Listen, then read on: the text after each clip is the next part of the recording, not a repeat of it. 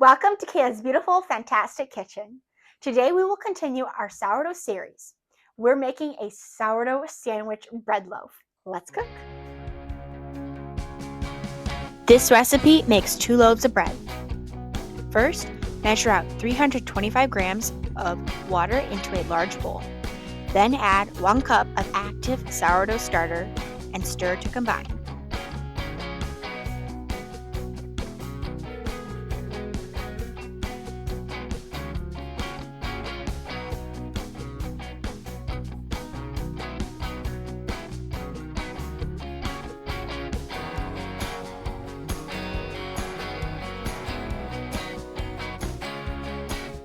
Next, measure out 120 grams of organic, unbleached, unenriched, all-purpose flour.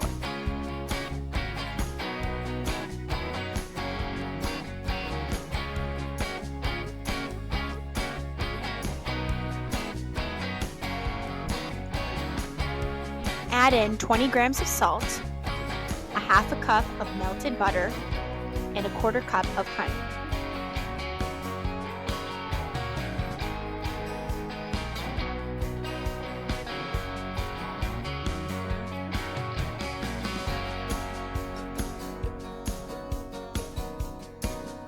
Then remove your scale and begin to stir your dough with a wooden spoon. Continue to stir until you have a shaggy dough.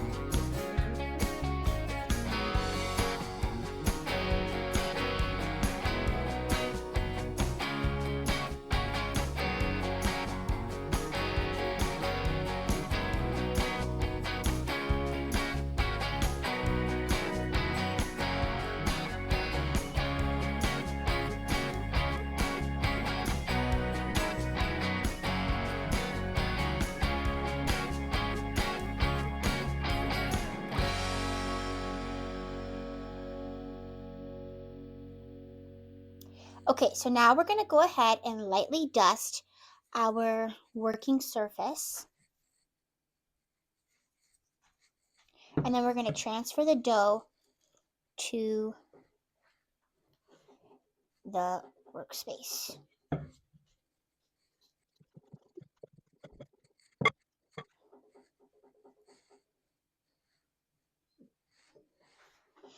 And then we're going to go ahead and start kneading. And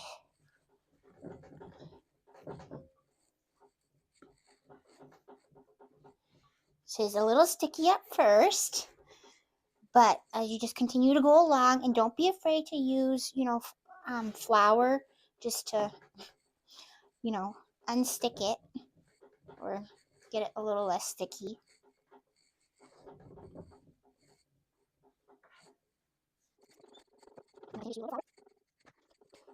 And we're going to knead this for about 5 minutes.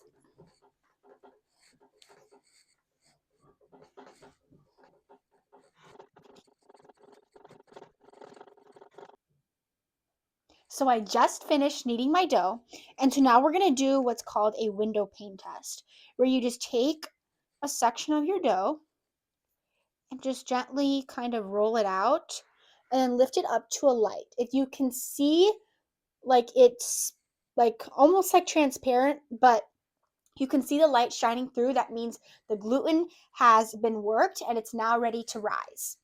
So we're going to take a big bowl and just a little bit of, I'm using coconut oil. You can use whatever kind of oil that you want, or even butter, and just oil it really good.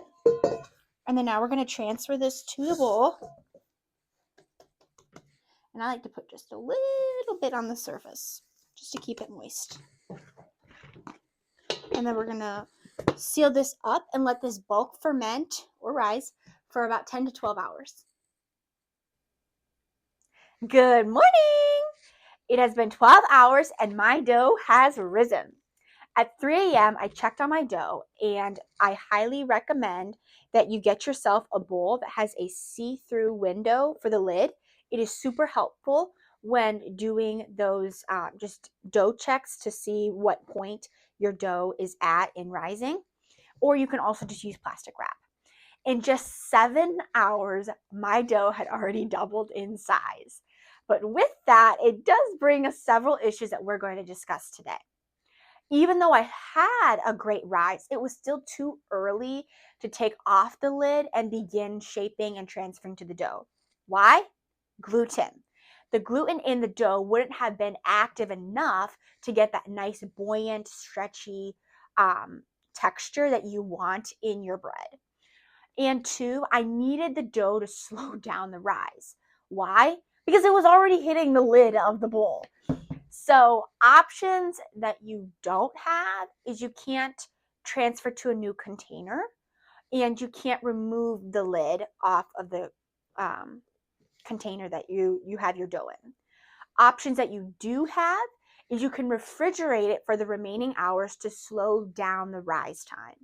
Now, as kind of like a preventative maintenance for this happening, you could, once you're done with your kneads and ready to do the bulk rise, you can split the dough in half and put one in to one bowl and then one in another bowl. Or you can also just choose a really large bowl that you know that your dough is going to have plenty of space to rise, and that would be the best. That would be your options. Let's get started. Let's start shaping our dough. First, we're just going to lightly dust our work surface with some flour and take off our lid. Oops. And then go ahead and take out our dough from our bowl.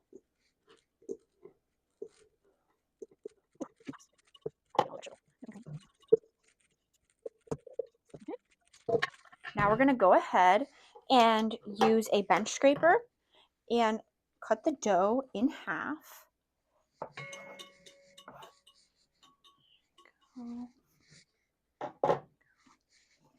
Now we're going to go ahead and I'm just going to hand roll this. You can also use a rolling pin and just hand kind of roll this out into a little square. And then I'm going to go ahead and roll this up into a kind of like a rectangle almost.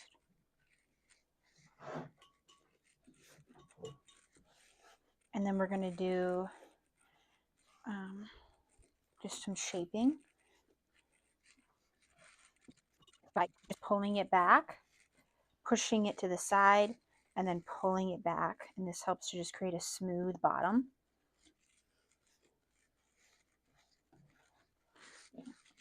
Side, and this one.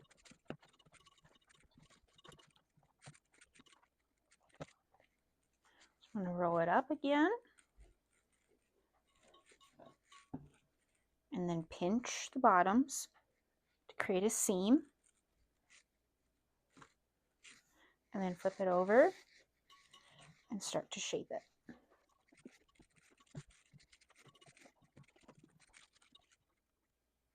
Now that our sandwich loaves are shaped, we're going to go ahead and take 2 loaf pans and I'm going to butter them.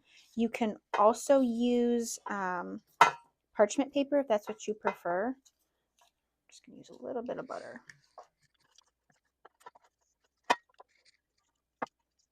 Okay. Now we're just going to transfer them with our bench scraper to the loaf pans.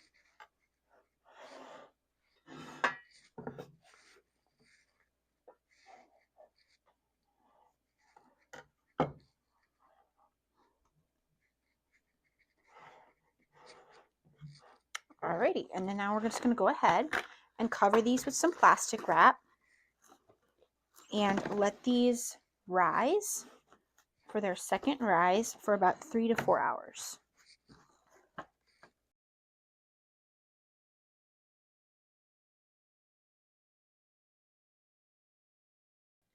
Okay, so our loaves are done rising, and now we're going to go ahead and do the last step before putting them into the oven. So we're going to take this off, and you can either choose to do an egg wash or no egg wash. I actually prefer not to do an egg wash because I find that the top of the bread is a lot crustier and harder. However, if you like it, then go ahead and do it. I'm going to do one with and one without.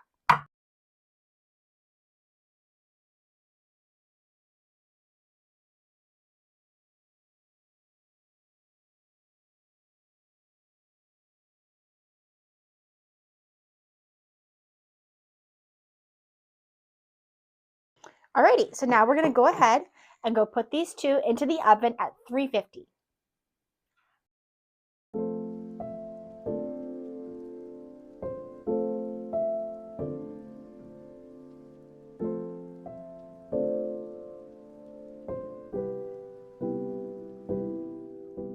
It's time for the verse of the day. Philippians 4:13 says, I can do all things through Christ who strengthens me. This verse is quite interesting because it doesn't say with Christ, it doesn't say next to Christ, it says through Christ we can do all things. The image that comes to mind is like we're going through a tunnel. The tunnel is the shield, the protector from wind, hail, rain, the sun. The tunnel also has an orchestrated path. God is our tunnel and protector, and He guides us to the very end. Okay, so our 2 loaves of bread just came out of the oven, and now we're going to go ahead and transfer them to a wire cooling rack. Ooh. Oh, it smells so good.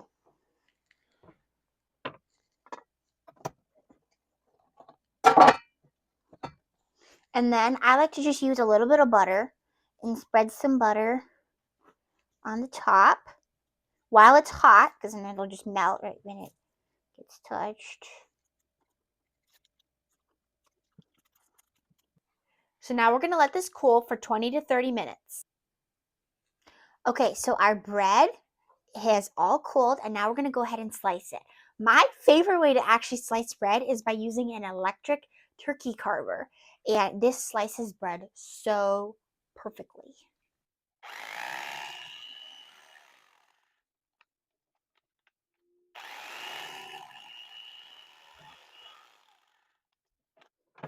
It gets the perfect even cuts, and I just didn't go far enough down. That's okay.